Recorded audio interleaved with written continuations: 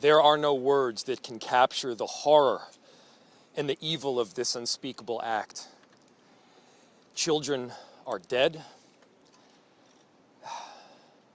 There are families that have a deceased child.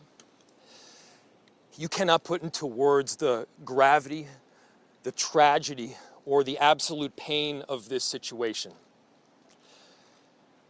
We are a Minneapolis family. But to everybody out there, do not think of these as just somebody else's kids. Those families are suffering immense pain right now. Think of this as if it were your own. Every one of us needs to be wrapping our arms around these families, giving them every ounce that we can muster. These were Minneapolis families. These were American families. And the amount of pain that they are suffering right now is extraordinary. And don't just say this is about thoughts and prayers right now. These kids were literally praying. It was the first week of school. They were in a church. These are kids that should be learning with their friends. They should be playing on the playground. They should be able to go to school or church in peace without the fear or risk of violence, and their parents should have the same kind of assurance. These are the sort of basic assurances that every family should have, every step of the day, regardless of where they are in our country.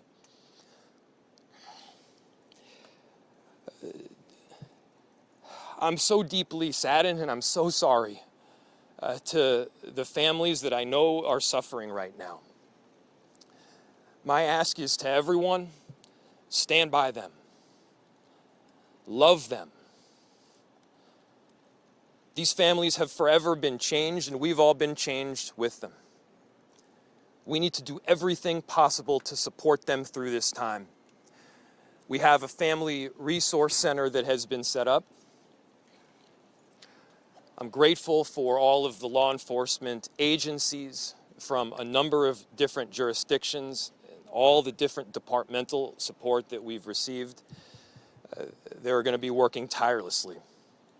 There's also a family resource center that is being set up as we speak to make sure that we're there for everybody. Again, to the families that are suffering, to those that have experienced loss, I'm so deeply sorry. We're going to be with you every step of the way. We love you. This kind of act of evil should never happen, and it happens far too often. The chief will provide additional details. My name is Brian O'Hara, B-R-I-A-N, O''H-A-R-A. I am the Minneapolis Police Chief. Earlier today, just before 8:30 a.m., our city experienced an unthinkable tragedy. Minneapolis police officers responded to a report of a shooting at a mass that was happening at the Annunciation Roman Catholic Church on the block behind me. This worship service was marking the first week of school for children that are attending the Annunciation Catholic School. During the Mass, a gunman approached on the side of the building, and began firing a rifle through the church windows towards the children sitting in the pews at the Mass. Shooting through the windows, he struck children and worshipers that were inside the building. The shooter was armed with a rifle, a shotgun, and a pistol. This was a deliberate act of violence against innocent children and other people worshiping. The sheer cruelty and cowardice of firing into a church full of children is absolutely incomprehensible. Police officers from the Minneapolis Police Department immediately responded, entered the church, and attempted to provide first aid and rescue some of the children that were hiding throughout the building, while other first responders came and EMS responded to rush victims to nearby hospitals. 2 young children, ages 8 and 10, were killed where they sat in the pews. Their parents have been notified. 17 other people were injured, 14 of them being children. 2 of those children are in critical condition. The coward who fired these shots ultimately took his own life in the rear of the church.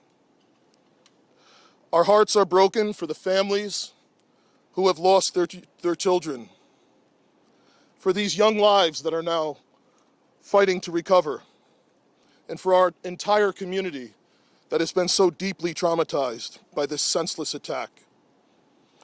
We will stand together to protect our children, our schools, and our houses of worship.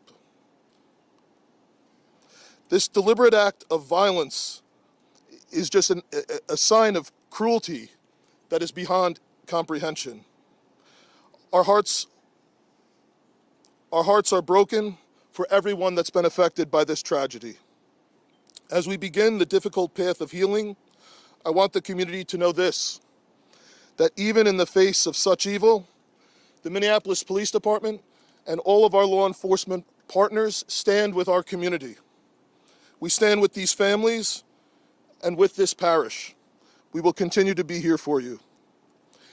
With that, the investigation is obviously in its preliminary stages, and I will attempt to take some questions to provide further information. Chief, what can you tell us about the suspect in this case?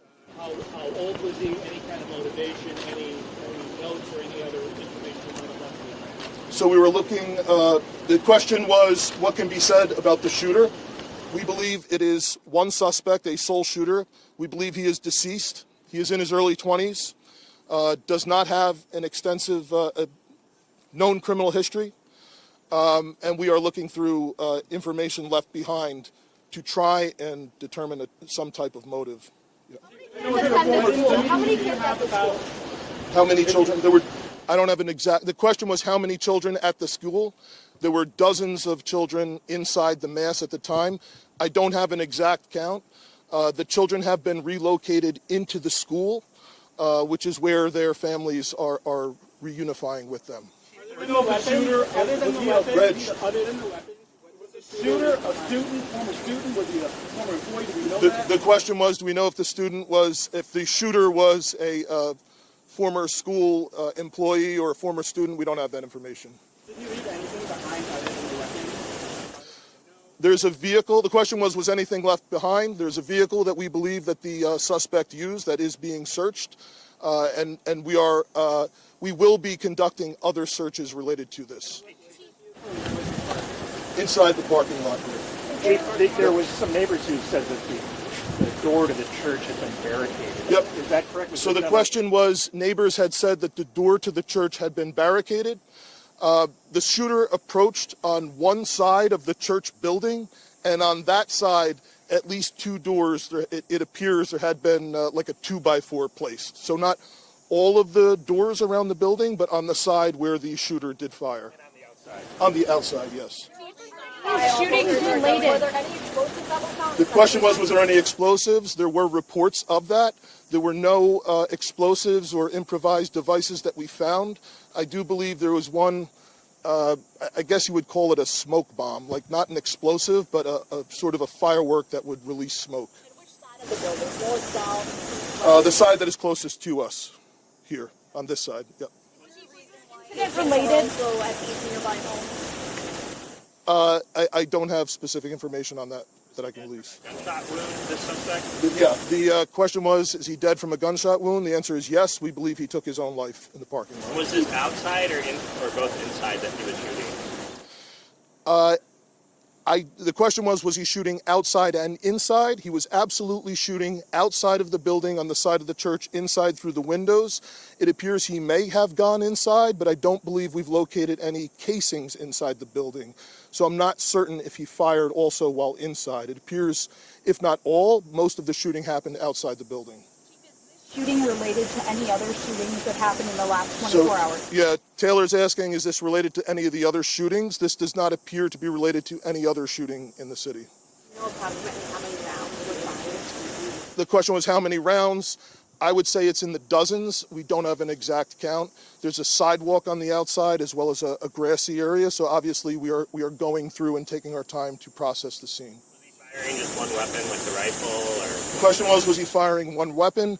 We believe he had fired all three. He had a rifle, a shotgun, and a pistol.